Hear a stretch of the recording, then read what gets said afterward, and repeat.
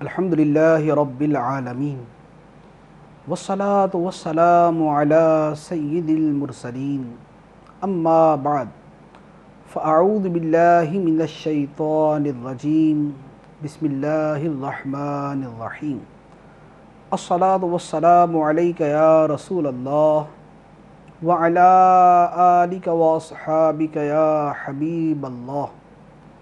الصلاة والسلام علیک یا نبی اللہ وعلی آلک واصحابک یا نور اللہ۔ سنن نسائی شریف کی حدیث مبارک ہے۔ حضرت ابو طلحہ رضی اللہ تعالی عنہ سے روایت ہے، فرماتے ہیں کہ سرکار دو عالم صلی اللہ تعالی علیہ وآلہ وسلم ایک دن تشریف لائے تو آپ کے چہرہ مبارکہ پر خوشی کے آثار تھے، اور سرکار دو عالم صلی اللہ علیہ وآلہ وسلم نے ارشاد فرمایا کہ میرے پاس جبرائیل امین حاضر ہوئے اور عرض کی، یا رسول اللہ صلی اللہ علیہ وسلم، کیا آپ کو یہ بات پسند نہیں کہ آپ کی امت میں کوئی شخص آپ پر ایک مرتبہ درود پڑھے گا، اللہ عز و جل اس پر 10 مرتبہ رحمت نازل فرمائے گا، اور آپ کی امت میں جو شخص آپ پر ایک مرتبہ سلام بھیجے گا، اللہ عز و جل اس پر 10 مرتبہ سلام بھیجے گا۔ صلو علی الحبیب صلی اللہ تعالی علی محمد صلی اللہ علیہ وسلم۔ فیضان قرآن کے آج کے اس سلسلے میں ہم سورہ بقرہ کی آیت نمبر 88 سے تفسیر سنیں گے۔ اللہ عز و جل نے ارشاد فرمایا، وَقَالُوا قُلُوبُنَا غُلْفٌ بَلْ لَعَنَهُمُ اللَّهُ بِكُفْرِهِمْ فَقَلِيلًا مَا يُؤْمِنُونَ، اور یہودیوں نے کہا ہمارے دلوں پر پردے پڑے ہوئے ہیں۔ یہ بات نہیں، بلکہ اللہ نے ان کے کفر کی وجہ سے ان پر لعنت کر دی ہے، تو ان میں سے تھوڑے لوگ ہی ایمان لاتے ہیں۔ یہودیوں نے سرکار دو عالم صلی اللہ تعالی علیہ وآلہ وسلم سے مذاق کے طور پر یہ بات کہی تھی کہ ہمارے دلوں پر پردے پڑے ہوئے ہیں۔ مراد یہ تھی کہ نبی کریم صلی اللہ علیہ وآلہ وسلم کی ہدایت ہمارے دلوں تک نہیں پہنچتی۔ اللہ عز و جل نے ارشاد فرمایا ان کا رد کرتے ہوئے کہ یہ لوگ جھوٹے ہیں، کیونکہ اللہ عز و جل نے دلوں کو فطرت پر پیدا فرمایا اور حق قبول کرنے کی صلاحیت اس میں پیدا فرمائی۔ یہودیوں کا ایمان نہ لانا ان کے کفر کی شامت ہے کہ نبی کریم صلی اللہ تعالی علیہ وآلہ وسلم کی نبوت پہچاننے کے بعد انہوں نے صرف ضد و عناد اور حسد و بغض کی وجہ سے ایمان لانے سے انکار کیا، اور اس کا اثر یہ ہوا کہ ان کے دل نعمت حق قبول کرنے سے محروم ہو گئے۔ اس کے بعد اللہ عز و جل نے ارشاد فرمایا، وَلَمَّا جَاءَهُمْ كِتَابٌ مِّنْ عِنْدِ اللَّهِ مُصَدِّقٌ لِمَا مَعَهُمْ وَكَانُوا مِنْ قَبْلُ يَسْتَفْتِحُونَ عَلَى الَّذِينَ كَفَرُوا فَلَمَّا جَاءَهُمْ مَا عَرَفُوا كَفَرُوا بِهِ فَلَعْنَةُ اللَّهِ عَلَى الْكَافِرِينَ، اور جب ان کے پاس اللہ کی وہ کتاب آئی جو ان کے پاس موجود کتاب کی تصدیق کرنے والی ہے، اور اس سے پہلے یہ نبی اس کے وسیلے سے کافروں کے خلاف فتح مانگتے تھے، تو جب ان کے پاس وہ جانا پہچانا نبی تشریف لے آیا تو اس کے منکر ہو گئے، تو اللہ کی لعنت ہو انکار کرنے والوں پر۔ یہاں آیت مبارکہ میں اللہ عز و جل نے قرآن اور صاحب قرآن سرکار دو عالم صلی اللہ تعالی علیہ وآلہ وسلم کی عظمت کو بیان فرمایا۔ قرآن پاک کی عظمت بیان فرمائی کہ قرآن پاک سابقہ کتابوں کی تصدیق فرمانے والا ہے۔ قرآن پاک جو دیگر کتابوں کی تصدیق کرتا ہے وہ دو طرح سے ہے۔ ایک تو یہ ہے کہ قرآن پاک یہ بیان فرماتا ہے کہ اللہ تعالیٰ نے گزشتہ زمانے میں اپنے انبیاء پر کتابیں نازل فرمائی، تورات اور انجیل اور زبور اور دیگر کتابوں کو نازل فرمایا۔ قرآن پاک اس کی تائید کرتا ہے۔ تو قرآن پاک کا یہ تصدیق کرنا یہ اس کے مصدق ہونے کی علامت۔ اور دوسری بات یہ ہے کہ پچھلی کتابوں میں یہ فرمایا گیا تھا کہ قرآن نازل ہوگا، آخری نبی پر قرآن نازل ہوگا، تو اب قرآن نازل ہو گیا تو اب پہلی کتابوں کی تصدیق ہو گئی کہ جو ان میں فرمایا گیا تھا وہ درست ہے۔ تو قرآن پاک یوں دو طریقے سے سابقہ کتابوں کی تصدیق فرماتا ہے۔ اس کے ساتھ اللہ عز و جل نے صاحب قرآن سرکار دو عالم نور مجسم صلی اللہ تعالیٰ علیہ وآلہ وسلم کی شان بیان فرمایا وَكَانُوا مِن قَبْلُ يَسْتَفْتِحُونَ عَلَى الَّذِينَ كَفَرُوا، اور اس سے پہلے یہ لوگ یعنی یہودی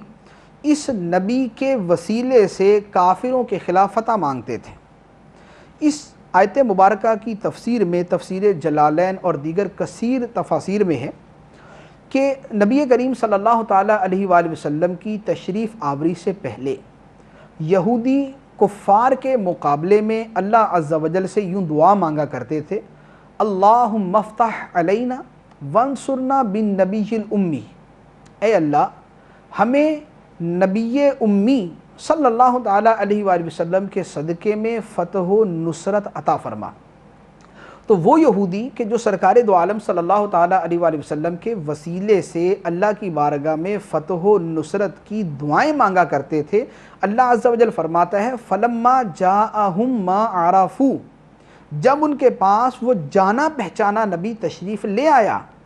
جس کو وہ پہلے سے جانتے اور پہچانتے تھے، تو انہوں نے کیا کیا؟ کفروا بہ، تو کفر کرنے لگے، اس نبی کا انکار کر دیا۔ تو چونکہ انہوں نے جان بوجھ کر حق کو پہچاننے کے بعد نبی کریم کا انکار کیا، تو اللہ عز و جل فرماتا ہے فَلَعْنَةُ اللَّهِ عَلَى الْكَافِرِينَ، اللہ کی لعنت ہو کافروں پر، انکار کرنے والوں پر۔ تو اس سے دو باتیں پتہ چلی، ایک تو اس واقعے سے یہ پتہ چلا کہ نبی کریم صلی اللہ تعالیٰ علیہ وآلہ وسلم کے وسیلے سے دعا مانگنا یہ گزشتہ امتوں سے چلتا آ رہا ہے، اور مفسرین کرام اس کو بطور تائید کے نقل کر کے یہ بات بتا رہے ہیں کہ نبی کریم صلی اللہ تعالیٰ علیہ وآلہ وسلم کا وسیلہ پیش کرنا اللہ عز و جل کی بارگاہ میں یہ جائز، درست اور مستحسن عمل ہے۔ دوسری بات یہ پتہ چلی کہ چونکہ یہودیوں نے نبی کریم صلی اللہ تعالیٰ علیہ وآلہ وسلم کی عظمت اور آپ کی رسالت کا انکار کیا، تو اللہ عز و جل نے فرمایا فَلَعْنَةُ اللَّهِ عَلَى الْكَافِرِينَ، تو کافروں پر اللہ کی لعنت ہو۔ تو ایک تو یہ پتہ چلا کہ جو سرکار دو عالم صلی اللہ تعالیٰ علیہ وآلہ وسلم کی عظمت، آپ کی رسالت کا انکار کرتا ہے وہ کافر، اور دوسرے نمبر پر یہ کہ جو نبی کریم صلی اللہ تعالیٰ علیہ وآلہ وسلم کی عظمت کا انکار کرتا ہے وہ لعنت کا مستحق قرار پاتا ہے۔ اس کے بعد ارشاد فرمایا بئس ما اشتروا به انفسهم ان يكفروا بما انزل الله بغيا ان ينزل الله من فضله على من يشاء من عباده فباءوا بغضب على غضب وللكافرين عذاب مهين۔ انہوں نے اپنی جانوں کا کتنا برا سودا کیا، وہ یہ کہ اللہ نے جو قرآن نازل فرمایا ہے اس کا انکار کر رہے ہیں، اس حسد کی وجہ سے کہ اللہ اپنے فضل سے اپنے جس بندے پر چاہتا ہے وہی نازل فرماتا ہے، تو یہ لوگ غضب پر غضب کے مستحق ہو گئے اور کافروں کے لیے ذلت کا عذاب ہے۔ یہاں پر دو باتیں بیان فرمائیں۔ پہلے نمبر پر تو یہ بیان فرمایا کہ یہودیوں نے سرکار دو عالم صلی اللہ علیہ وآلہ وسلم پر ایمان لانے کی بجائے کفر اختیار کیا۔ ایمان کی جگہ کفر اختیار کرنا خسارے کا سودا۔ دوسرے نمبر پر اس سے ملتی جلتی جتنی بھی صورتیں ہیں، ایمان کی جگہ کفر اختیار کرنا، نیکیوں کی جگہ گناہوں کا اختیار کرنا، اطاعت و فرما برداری کی جگہ نافرمانی اور معصیت کا اختیار کرنا، یہ گھاٹے اور خسارے کا سودا ہے۔ اور اللہ عز و جل یہ بھی فرماتا ہے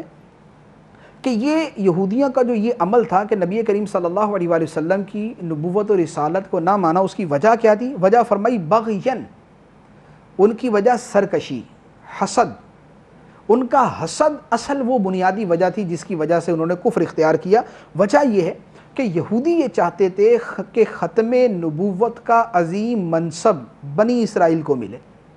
جب سرکار دو عالم صلی اللہ تعالیٰ علیہ وسلم بنی اسماعیل میں تشریف لائے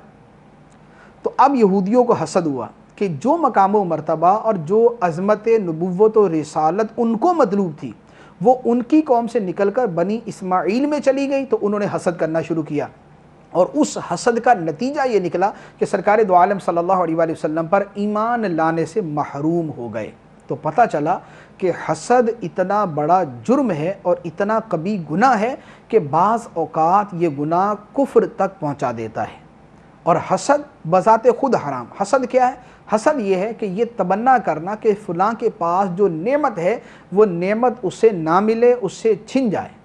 ہمیں ملے یا نہ ملے اس کا نہیں ہے، اس سے چھن جائے، یہ حسد ہے، اور ایسا حسد کرنا حرام ہے۔ تو ہمارے تو زندگی کے بہت سارے معاملات ہیں کہ جن کے اندر حسد رچا بسا ہے۔ حسد کا علم حاصل کرنا فرض، کیونکہ حسد کبیرہ گناہ ہے، باطنی کبیرہ گناہ ہے، اور کسی بھی کبیرہ گناہ کے بارے میں معلومات حاصل کرنا فرض۔ اس کے بعد اللہ عز و جل ارشاد فرماتا ہے وَإِذَا قِيلَ لَهُمْ آمِنُوا بِمَا أَنزَلَ اللَّهُ قَالُوا نُؤْمِنُ بِمَا أُنزِلَ عَلَيْنَا وَيَكْفُرُونَ بِمَا وَرَاءَهُ وَهُوَ الْحَقُّ مُصَدِّقًا لِمَا مَعَهُمْ قُلْ فَلِمَ تَقْتُلُونَ أَنْبِيَاءَ اللَّهِ مِنْ قَبْلُ إِن كُنْتُمْ مُؤْمِنِينَ، اور جب ان سے کہا جائے کہ اس قرآن پر ایمان لاؤ جو اللہ نے نازل فرمایا ہے، تو کہتے ہیں ہم صرف اس پر ایمان لاتے ہیں جو ہمارے اوپر نازل کیا گیا، اور تورات کے علاوہ وہ دیگر کا انکار کرتے ہیں، حالانکہ قرآن بھی حق ہے، ان کے پاس موجود کتاب کی تصدیق کرنے والا ہے۔ اے حبیب تم فرما دو، اے یہودیو اگر تم ایمان والے تھے پھر پہلے تم اللہ کے نبیوں کو کیوں شہید کیا کرتے تھے؟ یہاں پر جو چند چیزیں بیان فرمائی ہیں، پہلے نمبر پر تو فرمایا کہ اے یہودیو قرآن پاک پر ایمان لاؤ۔ حکم یہ ہے کہ تمام آسمانی کتابوں پر ایمان لایا جائے جو اللہ تعالیٰ نے پہلے نازل فرمائی، تورات، انجیل، زبور اور دیگر صحائف جو حضرت موسیٰ، حضرت ابراہیم، حضرت شیس علیہ السلام پر نازل ہوئے، ان سب پر بھی ایمان لانا ہے اور قرآن پر بھی ایمان لانا ہے۔ لیکن یہودی اس کے مقابلے میں یہ کہتے تھے نؤمن بما انزل علینا، ہم صرف اس پر ایمان لائیں گے جو ہم پر نازل ہوا۔ اور کہنے کا مقصد کیا؟ کہنے کا مقصد یہ ہے کہ تورات کو تو مانیں گے، اس کے علاوہ کسی کو نہیں مانیں گے، اس کے علاوہ ہر کتاب کا انکار کریں گے، اور یوں وہ قرآن کا انکار کرتے تھے۔ اللہ عز و جل نے اس پر یہودیوں کو تنبیہ فرمائی۔ پہلی بات تو یہ فرمائی کہ اگر تم تورات پر ایمان لانے کے اتنے ہی دعوے دار ہو، اگر تم یہ کہتے ہو کہ ہم تو تورات کو مانیں گے، اگر تم تورات کے اتنے ہی عاشق اور اس کے فریفتہ ہو، تو یہ بتاؤ وہ جو تم انبیاء کو شہید کیا کرتے تھے وہ کیا تورات میں لکھا ہوا تھا؟ تورات کے ماننے والے ہو کر تم انبیاء کو شہید کرتے تھے، جو تورات کی حفاظت کرنے والے، جو تورات کی تعلیمات بیان کرنے والے، جو تورات کی تبلیغ کرنے والے تھے، انہی نبیوں کو تم نے شہید کیا۔ تو یہ بتاؤ کہ جب تم تورات پر عمل کرتے تھے تو نبیوں کو جو شہید کرتے تھے یہ کیا تورات میں لکھا ہوا تھا؟ تو اس سے پتہ چلا کہ تمہارا تورات پر بھی ایمان نہیں ہے اور تم تورات پر بھی عمل کرنے والے نہیں ہو، ایک بات۔ دوسری بات یہ ہے کہ اگر تم ایمان والے ہو اور تم یہ کہتے ہو کہ ہم تو تورات کو مانیں گے، تو تورات میں تو لکھا ہوا ہے کہ محمد مصطفیٰ صلی اللہ علیہ وسلم پر ایمان لاؤ۔ تو جب تورات میں لکھا ہوا ہے کہ محمد پر اور قرآن پر ایمان لاؤ، اب تورات پر ایمان کا دعویٰ کرنے والوں اس حکم پر بھی تو عمل کرو۔ تو اس حکم پر عمل نہ کرنا، انبیاء کو شہید کرتے رہنا، قرآن کا انکار کرنا، سرکار دو عالم کا انکار کرنا، اور پھر یہ کہنا کہ ہم تورات پر ایمان لانے والے ہیں، تو اللہ عز و جل فرماتا ہے فَلِمَ تَقْتُلُونَ أَنْبِيَاءَ اللَّهِ مِنْ قَبْلُ إِن كُنْتُم مُؤْمِنِينَ، اگر تم ایمان والے ہو تو پہلے یہ حرکتیں کیوں کیا کرتے تھے؟ تو پتہ چلا کہ یہودیوں کا حقیقتاً نہ تو قرآن کو تو ویسے ہی نہیں مانتے تھے، تورات کے جس کو ماننے کا دعویٰ کرتے تھے اس کو بھی صحیح طریقے سے نہ مانتے تھے۔ اور اس سے ایک اور بات پتہ چلی کہ انبیاء کرام علیہم السلام کو شہید کرنا اور ان کی توہین کرنا یہ سخت ترین کفر ہے، کیونکہ یہاں پر اسی پر ان کو کافر قرار دیا گیا اور اسی پر ان کی ساری مذمت بیان کی گئی۔ اور اس کے ساتھ ایک اور بات جو پتہ چلی وہ یہ ہے کہ انبیاء کرام علیہم السلام کو جو شہید کیا وہ کیا تھا سرکار دو عالم صلی اللہ علیہ وسلم کے زمانے کے یہودیوں کے بڑوں نے، سرکار علیہ السلام کے جو زمانے کے یہودی تھے انہوں نے تو انبیاء کو شہید نہیں کیا تھا، ان کے بڑوں نے کیا تھا، لیکن آیت میں کیا فرمایا؟ آیت میں فرمایا گیا کہ تم یہ کرتے تھے، تم نے یہ کیا، تم نے کیوں کیا؟ یہاں مخاطب ان لوگوں کو کیا گیا حالانکہ حقیقتاً وہ قاتل نہیں تھے۔ تو علماء کرام اس پہ فرماتے ہیں کہ اصل وجہ یہ ہے کہ یہ جتنی حرکتیں بیان کی یہ اگرچہ سابقہ لوگوں کی تھی، لیکن چونکہ نبی کریم علیہ الصلوۃ والسلام کے زمانے کے یہودی ان سابقہ گناہوں کے مرتکب لوگوں کو اپنا بزرگ سمجھتے تھے، ان کو اپنا بڑا کہتے تھے، ان کی ان حرکتوں پر راضی تھے، اس لیے یہ بھی ان کے شریک جرم قرار پائے۔ تو پتہ یہ چلا کہ ایک آدمی جو بذات خود جرم نہ کرے لیکن کسی مجرم کے جرم کو اچھا سمجھتا ہے، کسی گستاخ کی گستاخی کو اچھا سمجھتا ہے، تو یہ بھی گستاخ شمار کیا جائے گا، یہ بھی مجرم شمار کیا جائے گا۔ اب اسی سے بہت سارے شرعی احکامات کی وضاحت ہو جاتی ہے کہ بہت سارے لوگ جنہوں نے سرکار دو عالم صلی اللہ تعالیٰ علیہ وآلہ وسلم کی گستاخیاں کی، ان کے بعد میں آنے والے جو ان گستاخی کرنے والوں کو اپنا بڑا سمجھیں، جو ان کی گستاخیوں کی تائید کریں، جو ان کی گستاخیوں کے باوجود ان کو صحیح سمجھیں، تو یہ اگرچہ بذات خود بعینہ ہی وہ کرنے والے نہ بھی قرار پائیں، لیکن یہ ان کے ساتھ برابر کے شریک جرم ہوں گے اور یہ بھی ان کے ساتھ ہی گستاخ قرار پائیں گے۔ اس کے بعد اللہ عز و جل نے ارشاد فرمایا وَلَقَدْ جَاءَكُم مُوسَىٰ بِالْبَيِّنَاتِ ثُمَّ اتَّخَذْتُمُ الْعِجْلَ مِن بَعْدِهِ وَأَنْتُمْ ظَالِمُونَ، اور بے شک تمہارے پاس موسیٰ روشن نشانیاں لے کر تشریف لائے، پھر تم نے اس کے بعد بچھڑے کو معبود بنا لیا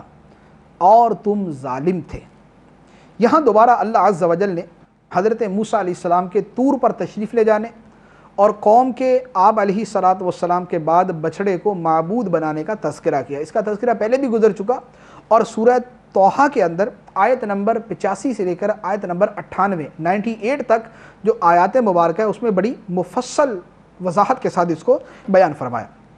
دوسرے نمبر پہ یہ پتہ چلا کہ گائے کی عبادت یہ زمانہ قدیم سے چلتی آ رہی، اور مسلمانوں کو گائے ذبح کرنے کا حکم ہے، اور گائے کی تعظیم کرنے کی اجازت نہیں، کیونکہ گائے کی تعظیم کرنا کافروں کا طریقہ ہے، اور ہمیں کافروں کی مشابہت سے بچنے کا فرمایا گیا، ہمیں تو ذبح کرنے کا فرمایا گیا، تو ہم نہ کافروں کا عمل کریں گے اور نہ کافروں کے ساتھ مشابہت اختیار کریں گے۔ تیسری بات جو یہاں بیان فرمائی، بنی اسرائیل کو یہ واقعات جو یاد دلائے جا رہے ہیں، کیونکہ اب یہ جو کام کیے وہ تو حضرت موسیٰ علیہ السلام کے زمانے کے یہودیوں نے کیے، بعد والوں کو جو یہ سب کچھ یاد دلایا جا رہا ہے تو اصل میں ان کو یہ بتایا جا رہا ہے کہ تمہاری پرانی عادت یہ چلتی آ رہی ہے کہ تم نبی کریم کے احکام تو کیا مانو،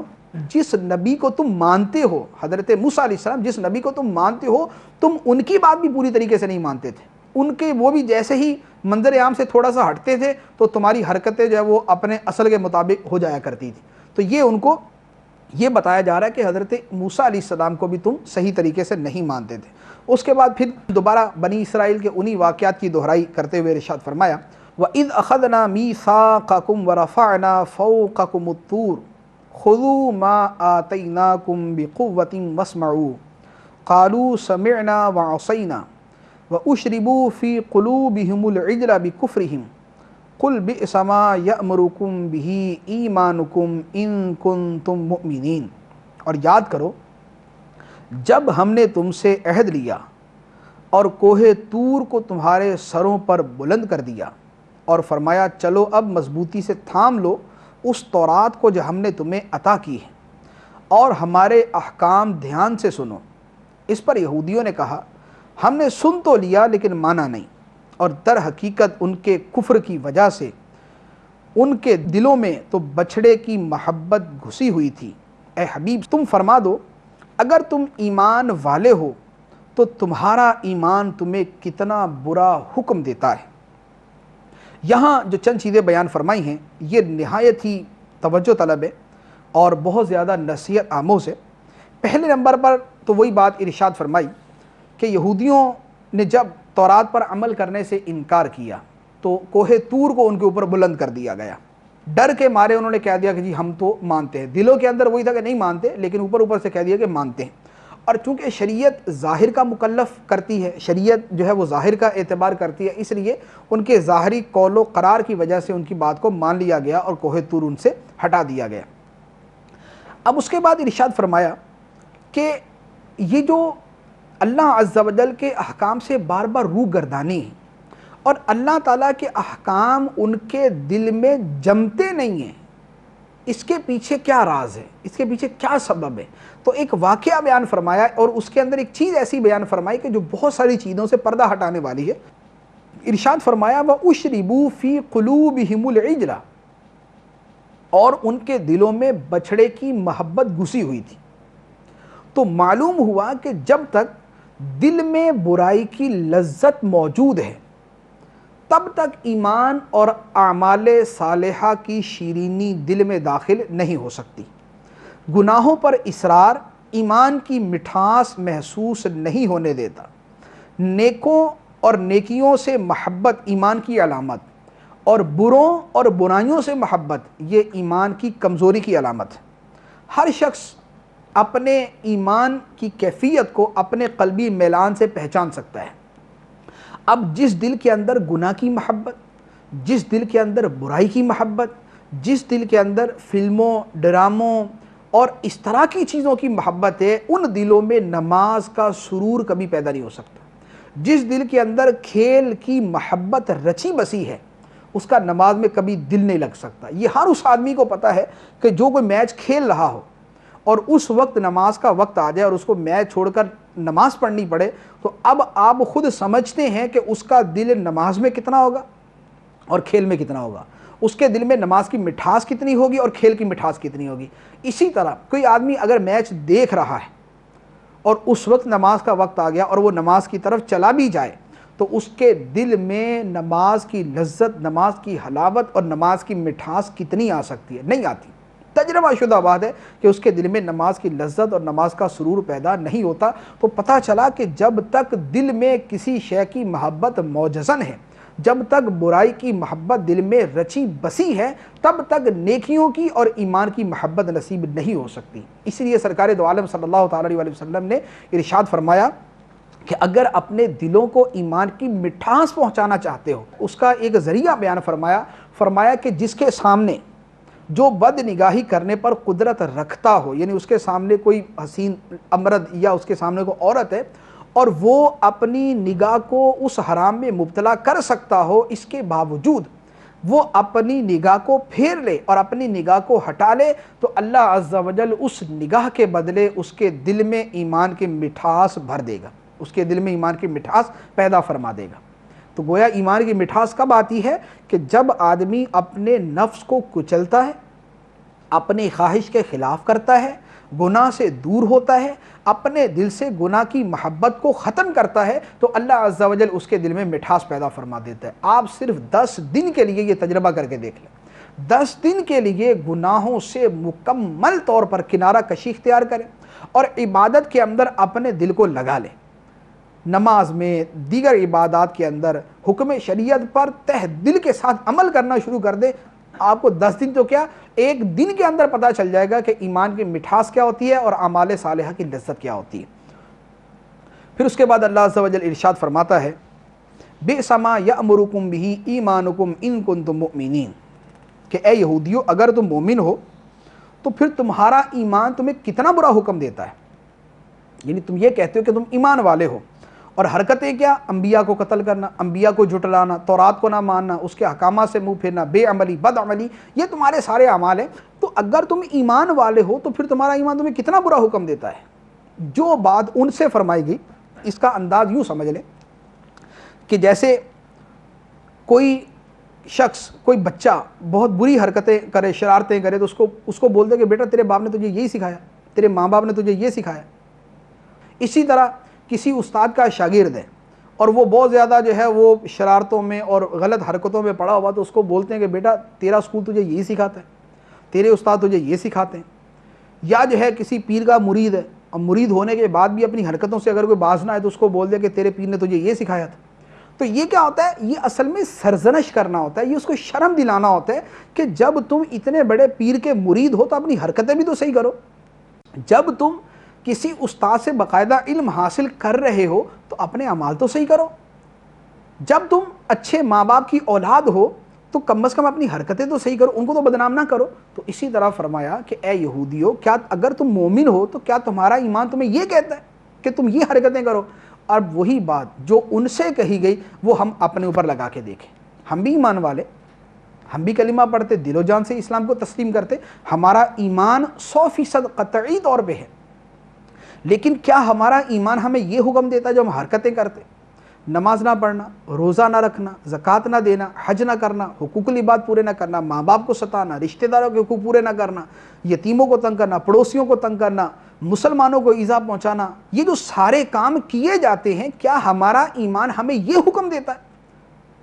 تو ہمیں بھی اپنے گریبان کے اندر جھانک کر دیکھنا چاہیے کہ جو ان بنی اسرائیل کو فرمایا گیا کہ تم جو حرکتیں کرتے ہو کیا تمہارا ایمان تمہیں یہ حکم دیتا ہے؟ تو جو حرکتیں ہم کرتے ہیں، جن گناہوں میں ہم پڑے ہوئے، جس بے حیائی اور برائیوں کے اندر ہم ملوث ہیں، تو کیا ہمارا ایمان ہمیں یہ حکم دیتا ہے؟ ہمارا ایمان بھی ہمیں اچھی باتوں کا حکم دیتا ہے، لیکن ہمارا طرز عمل جو ہے وہ ہمارے ایمان کے تقاضوں سے بہت دور ہو چکا ہے۔ اللہ عز و جل ہمیں ہمارے ایمان کے تقاضوں پر عمل کرنے کی توفیق عطا فرمائے۔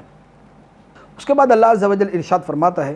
قُلْ إِن كَانَتْ لَكُمُ الدَّارُ الْآخِرَةُ عِنْدَ اللَّهِ خَالِصَةً مِّن دُونِ النَّاسِ فَتَمَنَّوُا الْمَوْتَ إِن كُنتُمْ صَادِقِينَ۔ اے حبیب تم فرما دو، اگر دوسرے لوگوں کو چھوڑ کر آخرت کا گھر اللہ کے نزدیک خالص تمہارے ہی لیے ہے، تو اگر تم سچے ہو تو ذرا موت کی تمنا تو کرو۔ یہاں پر یہودیوں کے ایک باطل دعوے کا رد کیا گیا۔ یہودی یہ کہتے تھے کہ جنت میں صرف ہم ہی جائیں گے، لن يدخل الجنۃ الا من کان یہودا او نصارا۔ عیسائی کہتے تھے کہ جنت میں صرف ہم ہی جائیں گے، یہودی کہتے تھے کہ جنت میں صرف ہم ہی جائیں گے۔ اللہ عز و جل نے فرمایا، جس کا خلاصہ یہ بنتا ہے کہ اے یہودیو، اگر جنت میں تم نہیں جانا ہے تو پھر دنیا میں کیا کر رہے ہو؟ تکلیفیں اٹھاتے ہو، پریشانیاں اٹھاتے ہو، کاروبار کرنا پڑتا ہے، کتنی جگہ تکلیف اٹھانی پڑتی ہے، چھوڑو سارا کچھ، مرنے کی تمنا کرو، جنت میں پہنچو۔ جب جنت ہے ہی تمہارے لیے اور مرنے کے بعد تم نے جانا ہے جنت میں، تو دنیا میں کیا کر رہے ہو؟ تو فتمنوا الموت ان کنتم صادقین، اگر تم سچے ہو تو پھر موت کی تمنا کرو۔ لیکن ہوا کیا کہ کوئی بھی یہودی موت کی تمنا نہ کر سکا۔ سرکار دو عالم نے ارشاد فرمایا کہ اگر اس آیت کے بعد یہودی موت کی تمنا کرتے تو سارے کے سارے ہلاک ہو جاتے اور روئے زمین پر کوئی یہودی باقی نہ رہتا۔ اور پھر اللہ عز و جل نے جو یہ ارشاد فرمایا فتمنوا الموت، موت کی تمنا کرو، یہاں پر ایک اہم مسئلہ ہے، عرض کرتا ہوں کہ موت کی تمنا کرنا منع ہے۔ ہاں، اللہ عز و جل کی محبت، اللہ سے ملاقات کے شوق میں موت کی تمنا کرنا یہ اللہ کے پیاروں کا طریقہ ہے۔ سیدنا عمر فاروق رضی اللہ تعالیٰ عنہ یہ نمازوں کے بعد کئی مرتبہ یہ دعا مانگا کرتے تھے، اللہم ارزقنی شہادتا فی سبیلک واجعل موتی فی بلدی رسولک۔ اے اللہ مجھے اپنی راہ میں شہادت اور اپنے رسول کے شہر میں وفات نصیب فرما۔ اور عمومی طور پر اکابر صحابہ کرام، شہداء بدر، شہداء احد اور اصحاب بیعت رضوان، یہ سارے کے سارے موت کی تمنا کرتے تھے، لیکن کیا؟ شہادت کی تمنا، اللہ سے ملاقات کی تمنا، اللہ کی رضا کی تمنا۔ اور صحابہ کرام کا جذبہ ایمانی اور موت کی تمنا کیسی تھی، اس کا اندازہ اس سے لگائیں۔ حضرت سعد بن ابی وقاص رضی اللہ تعالی عنہ نے ایرانی سپہ سالار رستم کو جو خط لکھا تھا، اس میں تحریر فرمایا تھا، اِنَّ مَعِيَ قَوْمًا يُحِبُّونَ الْمَوْتَ كَمَا يُحِبُّ الْأَعَاجِمُ الْخَمْرَ۔ فرمایا میرے ساتھ ایسی قوم ہے جو موت کو اتنا محبوب رکھتی ہے جتنا عربی شراب کو محبوب رکھتے ہیں۔ یعنی اس میں لطیف اشارہ ہے کہ شراب کی ناقص مستی کو محبت دنیا کے دیوانے پسند کرتے ہیں، اور اللہ والے موت کو محبوب حقیقے کے وصال کا ذریعہ سمجھ کر محبوب جانتے ہیں۔ خلاصہ کلام یہ ہے کہ ایمان والے جو موت سے محبت کرتے ہیں وہ اس لیے کہ ان کی موت انہیں ان کے محبوب حقیقی سے ملا دیتی ہے، اور زندگی کی تمنا کرتے ہیں تو اس لیے کہ زندگی ان کو توبہ کا مزید موقع دیتی ہے، ان کی نیکیوں کے اندر مزید اضافہ کرتی ہے۔ گویا ان کا جینا، ان کا مرنا، ان کا زندگی کی تمنا کرنا اور ان کا موت کی تمنا کرنا، یہ سب اللہ عز و جل کے لیے ہے۔ پریشانیوں سے تنگ آ کر موت کی تمنا کرنا ناجائز ہے۔ بخاری شریف کی حدیث سے مبارک ہے، سرکار دو عالم نے فرمایا، کہ کوئی دنیاوی مصیبت سے پریشان ہو کر موت کی تمنا نہ کرے، اور موت کی تمنا کرنا یہ صبر و رضا اور تسلیم و توکل کے خلاف۔ اس کے بعد اللہ عز و جل نے یہودیوں کے بارے میں ارشاد فرمایا وَلَن يَتَمَنَّوْهُ أَبَدًا بِمَا قَدَّمَتْ أَيْدِيهِمْ وَاللَّهُ عَلِيمٌ بِالظَّالِمِينَ، اور یہ یہودی ہرگز موت کی تمنا نہ کریں گے اور اللہ ظالموں کو جاننے والا ہے۔ اس کے بعد ارشاد فرمایا وَلَتَجِدَنَّهُمْ أَحْرَصَ النَّاسِ عَلَى حَيَاةٍ وَمِنَ الَّذِينَ أَشْرَكُوا يَوَدُّ أَحَدُهُمْ لَوْ يُعَمَّرُ أَلْفَ سَنَةٍ وَمَا هُوَ بِمُزَحْزِحِهِ مِنَ الْعَذَابِ أَن يُعَمَّرَ وَاللَّهُ بَصِيرٌ بِمَا يَعْمَلُونَ،